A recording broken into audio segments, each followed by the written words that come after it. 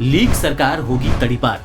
भाजपा को अगर बीते 10 सालों में छात्रों के मुद्दों पर उसका अवलोकन किया जाए तो उसे एक ही नाम दिया जा सकता है और वो है लीग सरकार। बीते कई सालों का इतिहास निकाल लें तो उसमें साफ नजर आएगा कि जहां जहां भी जिस भी कार्यकाल में भाजपा की सरकारें रही हैं, वहां एग्जाम पेपर लीक हुए हैं और इस लीक के जरिए मोटा फायदा कहां कहां तक पहुंचा होगा ये जनता अच्छे से जानती है।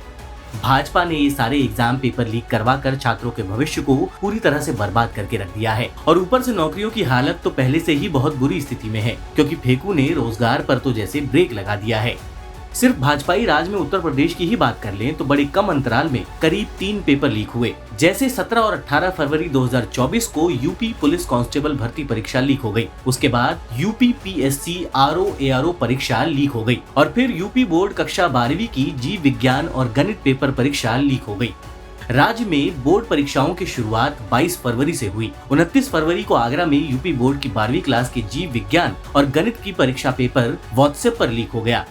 परीक्षा को शुरू हुए 1 घंटा 10 मिनट ही हुए थे कि आगरा में ऑल प्रिंसिपल्स आगरा नाम के एक व्हाट्सएप ग्रुप पर पेपर लीक हो गया। ये तो सिर्फ यूपी के पेपर लीक की बात है। इससे पहले भाजपा के दौर में ही मध्य प्रदेश में सबसे बड़ा भर्ती घोटाला व्यापम घोटाले के रूप में देखा गया और फिर उत्तराखंड में भी पेपर लीक की वही कहानी है। और एक बार फिर से फेकू के कार्यकाल में नीट पेपर लीक हो गया है, जिससे लाखों युवाओं का भविष्य अंधेरे में लटक गया है। इस लीक के बदले में छात्रों से 30-35 लाख रुपए वसूल किए गए। शिक्षा मंत्री धर्मेंद्र प्रधान ने कुछ ठोस कार्रवाई करने की जगह बस बातें बनाना शुरू कर दिया और फेकू के तो क्या ही कहने, अभी तक मोदी ने एक बार भी बयान तक देना जरूरी नहीं समझा है। अब इसी नीट पेपर लीक मामले में छात्र देश भर में प्रदर्शन कर रहे हैं और परीक्षा को रद्द करवा कर दोबारा करवाए जाने की मांग भी हो रही है। इधर नीट पेपर लीक का बवाल खत्म नहीं हुआ था कि शिक्षा मंत्रालय ने 18 जून को यूजीसी नेट परीक्षा जून 2024 को रद्द कर दिया है और ये फैसला पेपर लेने के अगले ही दिन कर दिया गया।